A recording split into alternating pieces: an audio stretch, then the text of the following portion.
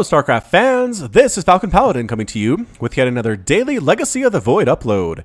This is game 2 between Polt and Soulkey on Prion Terraces. If you haven't watched game number 1, go ahead and do that. There's a link to it in the top right here. And go ahead and watch it and come back and watch game number 2 and we'll pretend like nothing happened. In the bottom side of Prion Terraces, we have the blue Zerg player, it is Soulkey. And in the top side of Prion Terraces, we have the red Terran player. It is Polt.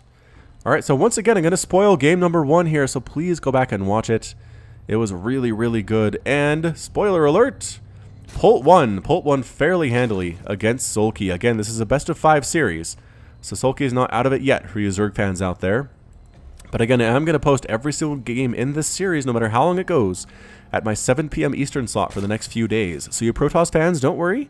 I'll be sure to cast a Protoss match in the noon Eastern slot every single day. There is also a Polt versus Soulkey. So everyone's represented. Everybody should be happy. And look at this. Extractor into pool. What is going on? Soulkey going for a pool first here. Okay, not quite pool first, but close. Was that actually a pool first? It might have been. Either way, there's not a hatchery and not a second hatchery here for Soulkey. There it is, though. Now getting it down. Timing perfect on that.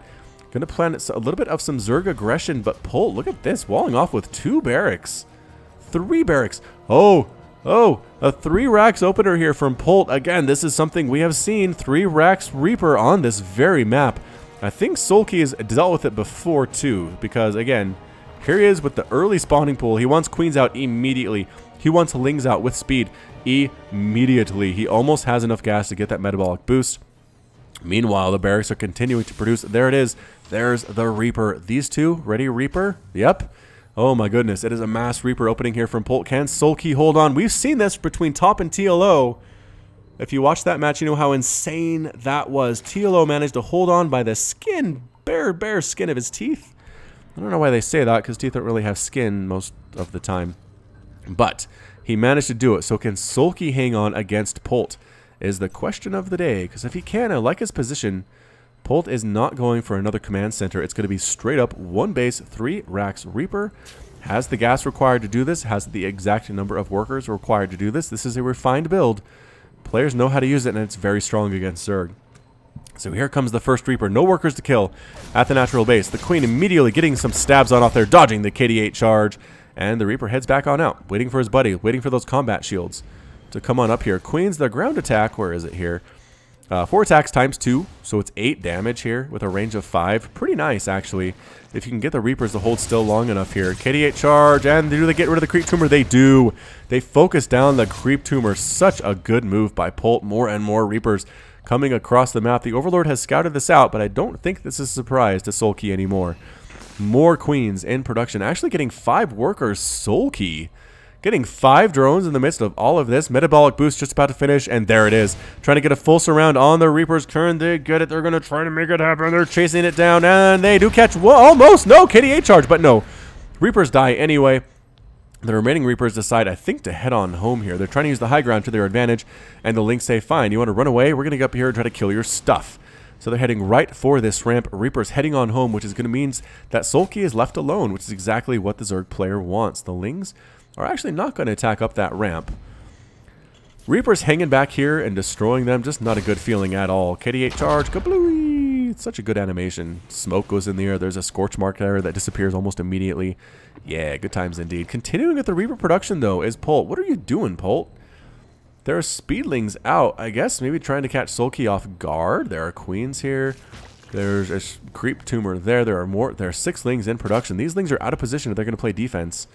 I don't know what they're planning on doing. Maybe a Drop Lord type play here from Soulkey, but nope. Here come the Reapers heading right on into this main base. There are lings, there are queens. Are there enough is the question. These lings trying to break down the front door. They're going to get after that supply depot. Meanwhile, the Reapers dancing back and forth, hopping up and down.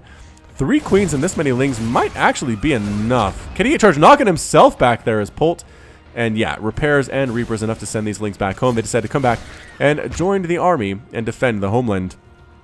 Yeah, I think this is a good number of lings and a good number of queens. These Reapers are going to be annoying, but I think that's it. I think we might start to be settling down. Lings on the low ground. Oh, be so careful jumping down there, Polt. And I think he's going to try to use the queens to force them off onto that low ground. And then here come the... Oh, it's a trap! It's a trap for the Reapers, bouncing back and forth. KD8 charge, and they do manage to escape. KD8 charge, a great zoning ability. The Reapers do manage to get out of there, but I'm just not sure what utility they have the longer this game goes on. Soon enough, there will be Roaches on the field, Ravagers on the field, Mutas. Anything that Zerg makes past Ling is pretty much amazing against Reapers. Are these more Reapers? These are more Reapers. Polt, what are you doing? Polt has 11 Reapers on the field, and that is it. I mean, it's as all in as you can get almost at this point, except for the fact that he does have a natural base. Ling's topside and the surround. No! KD8 charge, knocking everybody back. So many Reapers are dying here. Every single Reaper getting pinned into a corner and exploded. Kablooey! Goodbye, Reapers. We knew thee well. Resources lost 700 for Polt. 500 minerals only for Soulkey. Gotta be feeling good about that. Has 3 bases.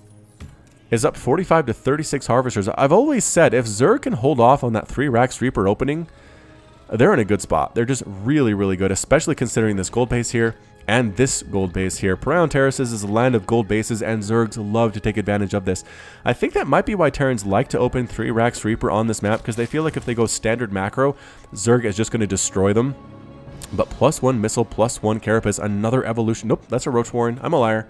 Roach Warren coming up right now at the 6-minute mark. It seems late, but again, Lings are all that Soulkey needed to hold off that Reaper aggression. And you know what? He could probably try to snipe down that orbital command if he knew it was there. Oh, and he does. He knows it's there. Gets a full surround. Nope, picks up, lifts off. Polt gets out of there. Goodbye. I'm not going to land at this gold base after all. Thank you very much. There are some Marines and some Marauders, but the upgrade's not that great. No upgrades at all. That Reaper opening really, really destroys the ability of Polt to start his upgrades as he usually does. A scan saying, all right, there's a lair, and that's about it. I don't see any other tech structures. Roach Warren's over here, and Polt does not know that it's there.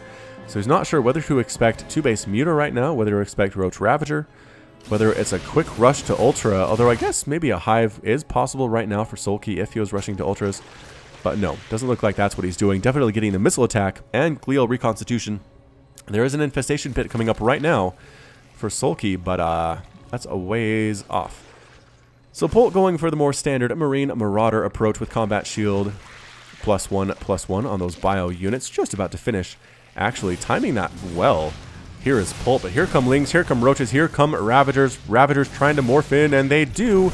Is this actually enough? Yeah, this is enough. Soulkey has enough Lings, enough Roaches, enough Ravagers. Corrosive Biles being thrown down, not hitting much of anything. Stutter stepping forward, though, is Polt. He's trying to do this here. Ravagers are falling. More Lings running on in. Defender's advantage, helping mightily in this situation. Corrosive Bile getting a couple hits, but not really all that great. No Medivacs here to heal up, and the Bio Ball is going to fall. A little bit harder than I expected, but Soulkey did manage to hang on, so nicely done Soulkey, but the 3rd base is up for Polt, and I think that's what he was going for. So Polt is starting to mine with those mules from this 3rd base. Still, it is 4 base Zerg, 2 of these being gold. The income, almost 2,000 for Soulkey, 1,500 for Polt. Gas income almost double for Soulkey as well. Not looking good for our Terran player. Ladies and gentlemen, so many Ravagers, so many Lings, so many Roaches. Is this enough? Trying to do it again here is Polt, but again, a Ling surround with Roach Ravager help here as well. Just too much DPS. Again, no medevac support whatsoever. Running back on home here is Polt.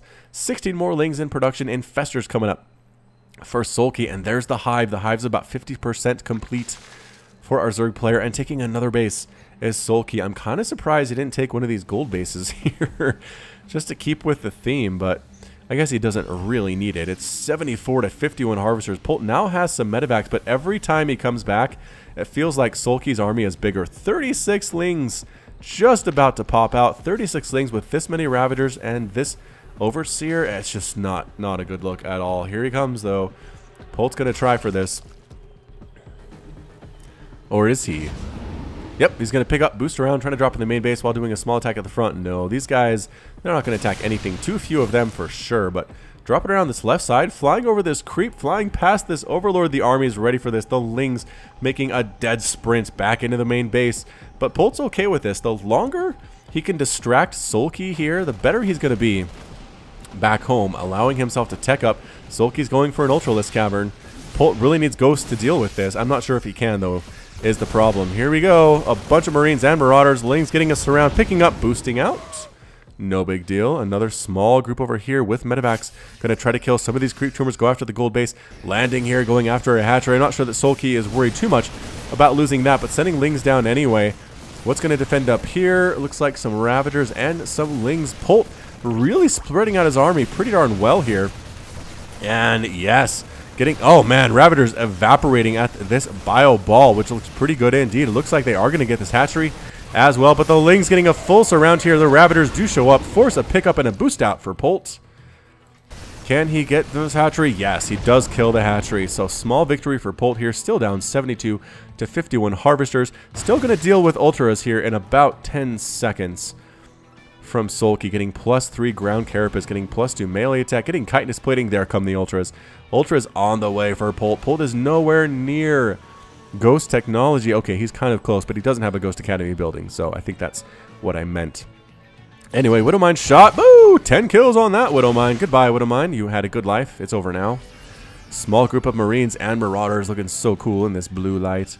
And heading back home here is Soulkey. So once again, the longer Polt can stay out here, the longer he can be allowed to get his upgrades, the longer he can be allowed to tech, the better it is for him. He's getting Liberators. That can be a good answer for Ultras. +3/+3 on his bio balls as well.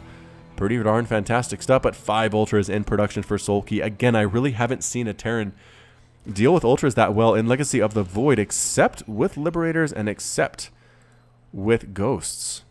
Pick up and a boost for Polt into this small area here. Going to try to threaten these bases simultaneously, but the Lings following that one. A big thrust down the middle for Polt, getting rid of creep tumors, but there are Ultras here. And here they go. Ultras with 7 armor. Fungal catching 1 fungal bile on 1 medevac. That's about it. Another attack down this way. Getting surrounded by Lings. Trying to use the high ground to abuse. Not really working out at all. These guys kill that hatchery though with the gold. Nicely done is Polt. Long distance mining for the gold here is Polt. Drones are dying. Another hatchery dies. And I think Soulkey says, you know what? We are going for it. Here we go. I don't really have anything to deal with these drops, so I'm going to use Ultras. I'm going to use Lings. This Ultra's going to try to do what it can, but this is a lot of Marines and a lot of Marauders. Does end up with 4 kills before it dies. A huge attack here at the front door, though. Corrosive Bile taking down the Liberators. Ultra's at the front door. Refineries dying. So many workers dying, and that's it. A GG from Polt. Polt has defeated. Soulkey's victorious, and Polt has left the game. Huh. A little bit of surprising end there, I'd have to say. I remember Polt had a pretty big group down here. I just killed this hatchery. What? Did those get canceled?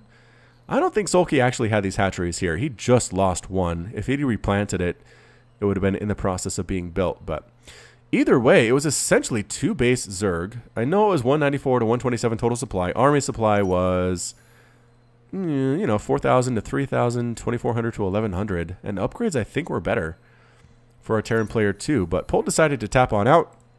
Didn't feel like he could deal with the army at his front door, at his gates. The enemy was there. He'd lost this base. He was going to lose this one too. And he decided that was enough. So that's it. Soulkey ties up the series 1-1. Moving into Game 3 tomorrow at 7 Eastern. So be there or be square. This has been Falcon Paladin with yet another daily Legacy of the Void upload. Hit that like button. Hit that subscribe if you like what you saw and what you heard today.